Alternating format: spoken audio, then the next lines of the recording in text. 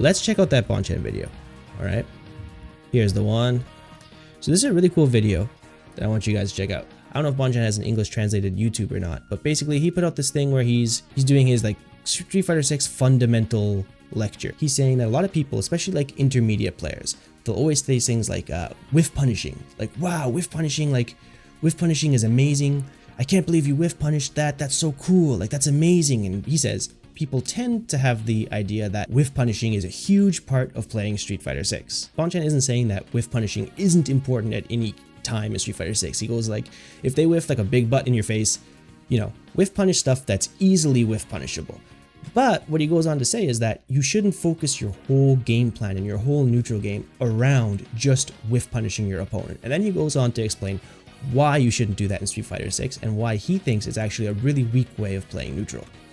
What ends up happening if you focus too much on whiff punishing, you end up being able to do nothing, especially at this range. You just end up playing like really passive, and all you end up doing is like walking back and forth, and then you basically give your opponent the opportunity to do whatever they want. Let's say you're fighting against an opponent and you're like, all right, cool, I'm gonna wait. I'm sitting here. As soon as you whiff something, like, dude, you're done because I'm going to whiff punish that. But then what ends up happening is your opponent just never throws out that crouching medium kick that you're looking to whiff punish. And then you just end up sitting around doing nothing. You give your opponent the opportunity to do whatever they want in neutral. And Bonchan goes on to say that in Street Fighter 6, because of neutral drive rush, just trying to play footsies at mid-range and focusing your entire game on whiff punishing is really, really weak in this game. But what you should do instead of just always waiting and always playing passive and waiting for your opponent to make a mistake, do drive rush, hit them with something, and then put them into like a strike throw mix-up. Take your plus frames from your drive rush, and he says that's right here, that's a much easier way to win in this game than just playing neutral and just trying to focus on whiff punishing.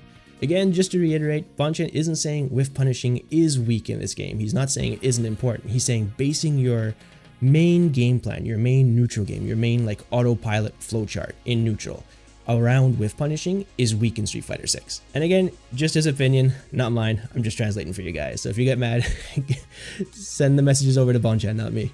Don't shoot the messenger, all right? There's one more thing he says that is really good, I think, if I remember correctly.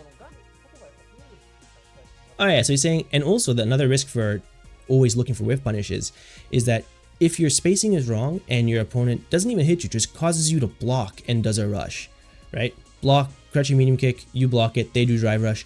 Just from blocking that crouching medium kick, if they drive rush, now you're in a minus situation and then your opponent gets the mix up. So again, just from playing passively, you give your opponent more opportunities to get in and put you in a mix-up situation, even if you block, which in other Street Fighter games wouldn't have been the worst thing. Blocking a crouching medium kick in Street Fighter 5, 4, 3, 2, Alpha, whatever.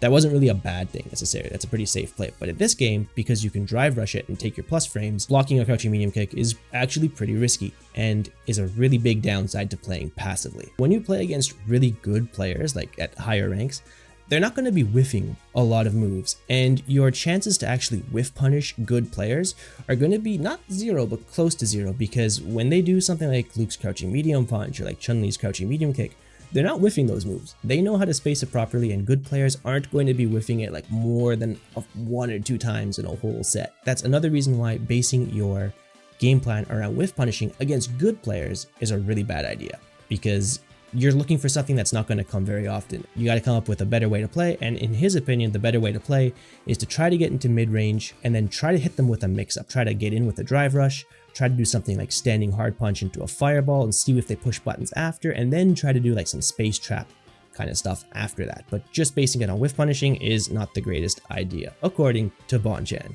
I mean, he goes on to explain the same thing in more detail later on. So I hope you guys enjoyed that quick little video. If you enjoyed this video, let me know in the comments. And thank you again so much for watching. Until next time, take care.